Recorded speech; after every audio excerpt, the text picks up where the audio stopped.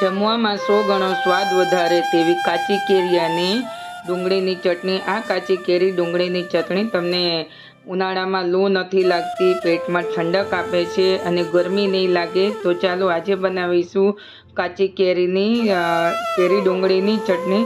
તો કાચી કેરી ડુંગળીની ચટણી તો હર કોઈને બધાને આવડતી હોય, પણ જે અમુક લોકો બધા અલગ અલગ રીતે બનાવતા હોય છે, એટલે આપણે બધાને જુદી જુદી રીતેથી આપણે ટેસ્ટ પણ સરસ લાગતો હોય છે। તો ચાલો આજે બનાવીશું કાચી કેરી અને ડુંગળીની ચટણી। કેવી રીતે બનાવી તેની રેસિપી તમને હું આજે આ વિડીયોમાં પૂરી રીતે બતાવીશ ને પૂરી સાચી માહિતી બતાવીશ। તો ચાલો કઈ રીતે બનાવવું। તો કેરીને તો બધાને ખબર હોય કે કેરીની છાલ કાઢી લેવાની હોય છે, એટલે મેં કેરીની છાલ કાઢી લીધી, પણ જે તમને રીત બતાવવાની છે હું તમને આગળ સાચી અને સરસ રીત બતાવું છું અને શૈલી। અને આ ચટણી તમે ચોક્કસ રીતે તમે બનાવશો અને જરૂર તમે જમવામાં આને લેશો ને તો તમને પેટમાં ઠંડક રહેશે, ગરમી નહીં લાગે કે લૂ નહીં લાગે અને બિલકુલ તમને ઠંડક લાગશે। તો ચાલો કેરીને પણ આપણે હવે છીણી લીધી છે।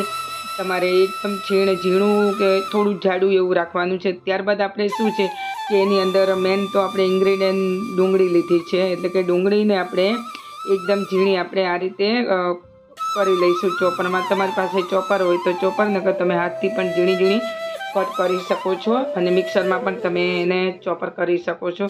તો ચાલો હવે આપણે શું છે કે ડુંગળીને આપણે એકદમ ઝીણી છીણી લીધી છે। તો હવે આપણે તમે જોઈ શકો છો એકદમ ઝીણી ડુંગળી થઈ ગઈ છે અને આવી રીતે આપણે ચોપર તો બધાના ઘરે અત્યારે હોય જ છે। તો ત્યારબાદ આપણે જે ડુંગળી આપણે કેરી છીણેલી છે એને લઈ લીધી છે તો હવે એમાં આપણે બધી ડુંગળી ઉમેરી દેવાની છે।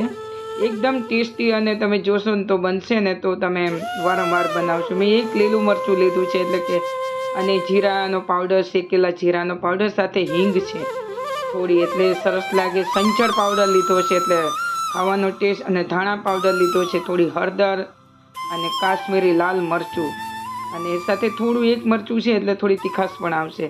ત્યારબાદ આપણે હવે શું છે કે સાદું મીઠું ઉમેરીશું।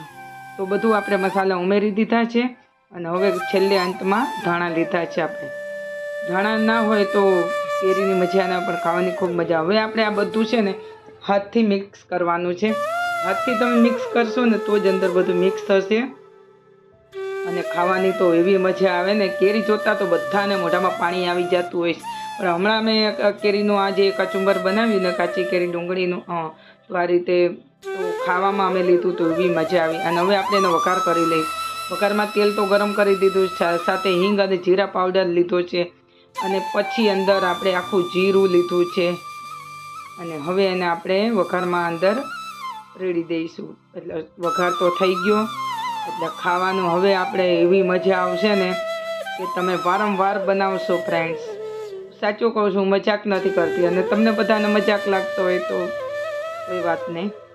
તો હવે આપણે કેરીનું કચુંબર તૈયાર થઈ ગયું છે। બોલતા બોલતા તો મોઢામાં પાણી આવી જાય છે, તો બહુ જ ટેસ્ટી લાગશે। તો મેં તમને ખાતા ના બતાવ્યું, પણ જો તમને કેરીની ચટણી પસંદ આવી હોય તો લાઈક અને શેર અને સબસ્ક્રાઈબ કરવાનું ભૂલતા નહીં।